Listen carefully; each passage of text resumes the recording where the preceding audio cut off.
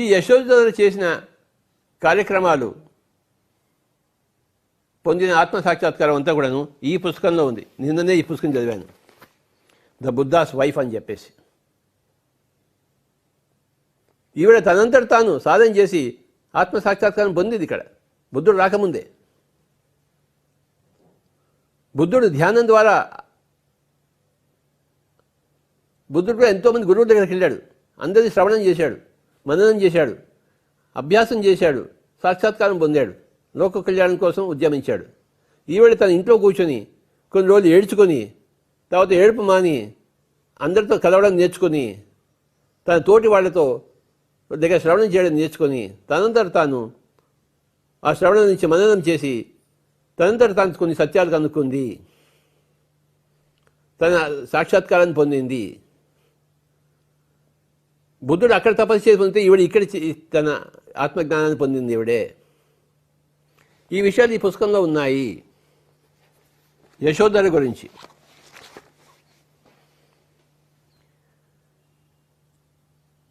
మన pyramid spiritual సెరిమనీలో మనం ఏం చేస్తాము? ఫస్ట్ అక్కడెక్కడో ధ్యాన సభ జరుగుతోంది, అందరూ రండి అని కాగితాలు చేసి పంపిస్తాం, మీటింగ్ ఉందని చెప్పేసి. ఆ కాగితాలు పుచ్చుకునే వాళ్ళు సరే ఇంకేం పని లేదు కదా మీటింగ్ వెళ్ళొద్దామని వస్తారు.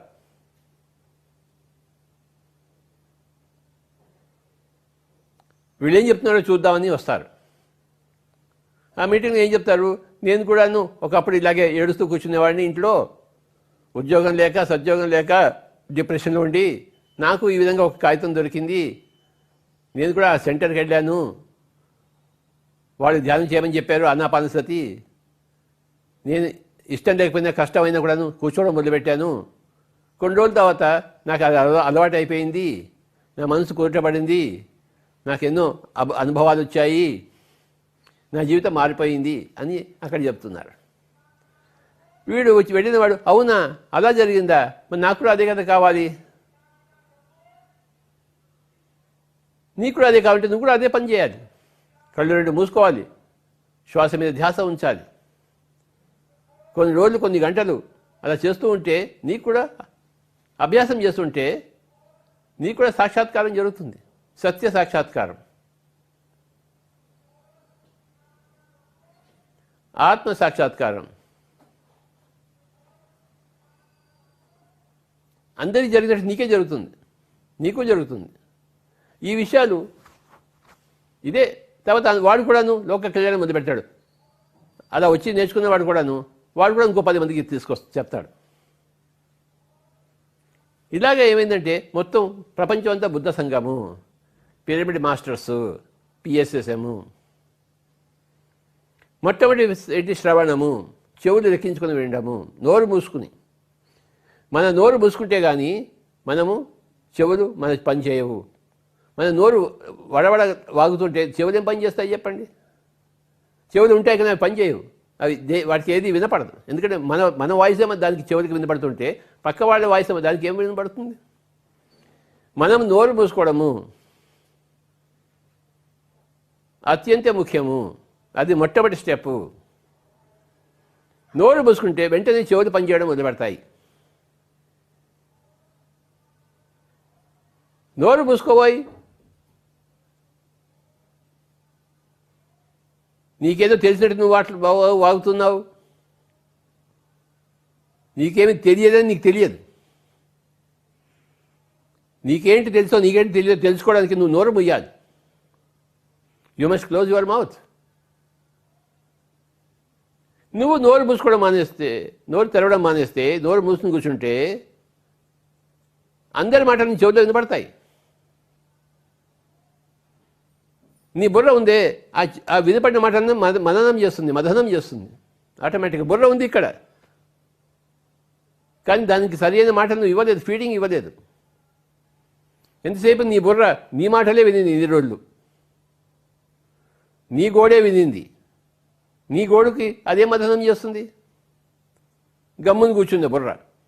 కానీ ఎప్పుడైతే పక్కవాళ్ళ కథలన్నీ వినడం మొదలుపెట్టాయో, ఈ పక్కింటి కథ, ఆ పక్కింటి కథ, ఎదురింటి కథ, వెనకింటి కథ, దూరంగా ఉన్న చుట్టాల కథలు, ఇవన్నీ చెవుల్లో వచ్చాయో ఆ బుర్ర పనిచేయడం మొదలుపెట్టింది. ఓహో ఆవిడికి అలా జరిగిందా, ఈవిడికి ఇలా జరిగిందా, ఆవిడ ఇలా బాగుపడిందా, మరి నేను కూడా బాగుపడతాను అని చెప్పేసి బుర్ర ఆలోచిస్తుంది.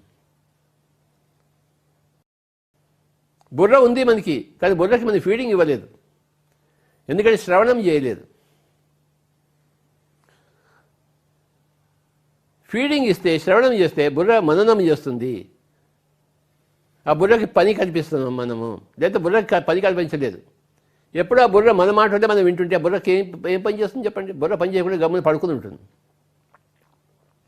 ఎప్పుడైతే కొత్త కొత్త మాటలు చెవుల ద్వారా వినపడ్డాయో ఆ బుర్ర లేచి కూర్చుని, ఓహో ఇది కొత్తగా ఉందే, పక్క వాడి కథ ఇలా ఉందా, వాడి కథ నా కథ కథ ఇంకా వరస్ట్గా ఉందా అని బుర్ర మననం చేస్తుంది.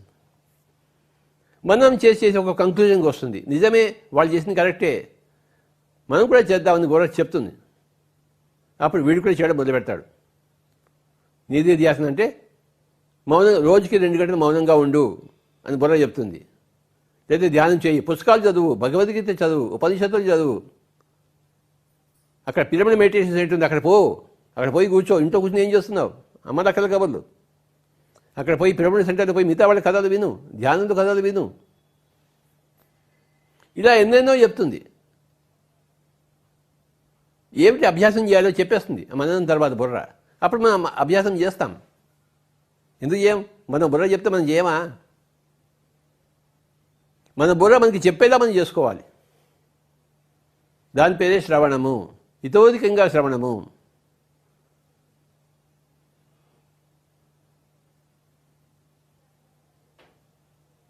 సజ్జన సాంగత్యము,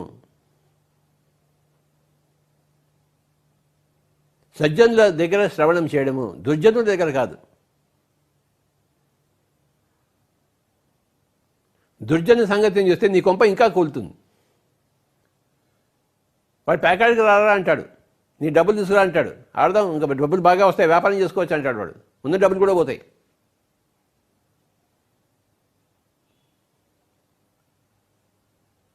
ఒంటిగా ఉండకూడదు, సాంగత్యం చేయాలి. యశోధరాదేవి సాంగత్యం చేయడం మొదలుపెట్టి అంతవరకు ఒంటిగానే ఉండింది. ఆవిడ నా మొగుడు పోయాడని చెప్పేసి ఏడుస్తూ కూర్చుంది. నా మొగుడు ఎక్కడికో పోయాడు, సన్యసించాడు, తిరిగి వస్తాడో రాదో తెలియదు, అందులోనే ఉండింది ఆవిడ. తన జీవితంలోనే తాను మునిగిపోయి ఉండింది. కొన్ని రోజులకి మెల్లిగా తను చేస్తున్న తప్పు తాను తెలుసుకొని, ఏడుస్తే మొగుడు రాడు కదా, వాడి ఇష్టం వాడిది కదా. మెల్లిగా ఆ ప్రజాపతి బుద్ధుడు తల్లి బోధించడం వల్ల ఈవిడ అందరితో సంఘర్షణ చేయడం మొదలుపెట్టింది. తోటి ఆడవాళ్ళతో సంఘర్షణ మొదలుపెట్టింది. వాళ్ళ కథలు వినడం మొదలుపెట్టింది ఆవిడే. అలా కొన్ని సంవత్సరాలు జరిగిన తర్వాత ఆవిడకి మననం జరిగి ఒక విధమైన ఆత్మసాక్షాత్కారం కలిగింది ఆవిడకి.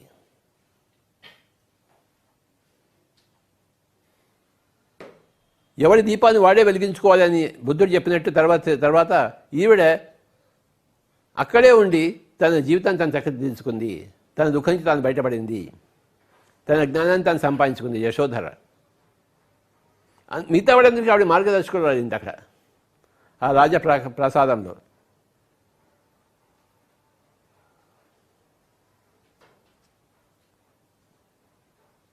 పరంపరగా బుద్ధుడు రావడము, తన పాత్రను రాహులుడికి ఇవ్వడము, తర్వాత కొన్ని రోజులుగా రాహులుడు బుద్ధ సంఘంలో చేరడము, దాన్ని చూసి ఈవిడ కూడాను, యశోధర కూడాను బుద్ధ సంఘంలో చేరింది. చేరేటప్పటికీ ఆవిడ జ్ఞానం అయిపోయింది. తను సొంతంగా తన దారి చూసుకుంది. ఆవిడే ఇంట్లో కూర్చుంది. శ్రవణం ద్వారా, పక్కవాళ్ళ కథలు వినడం ద్వారా, పక్కవాళ్ళ అసలు జీవిత సత్యాలు వినడం ద్వారా. అమలకల కబుర్లు వినలేదు ఆవిడే, జీవిత సత్యాలు వినింది. అమలకల కబుర్లు వినే ఓపిక లేదు ఆవిడకి, కానీ పక్కవాళ్ళ జీవిత సత్యాలు వినే ఓపిక తెచ్చుకుంది, అందులో రాణించింది.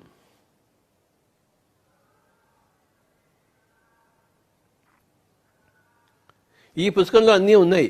ఆవిడ ఏ విధంగా చేసింది, బుద్ధుడు వెళ్ళిపోయిన తర్వాత ఏ విధంగా కొన్ని సంవత్సరాలు ఏడ్చింది, కొన్ని సంవత్సరాలు మళ్ళీ గమ్మునుంది, తర్వాత కొన్ని సంవత్సరాలు అందరినీ దగ్గర చేర్చుకుని అందరి కథలు వినింది, తాను ఎలా జ్ఞాని అయింది, ఇవన్నీ ఈ విషయాలు ఈ పుస్తకంలో ఉన్నాయి.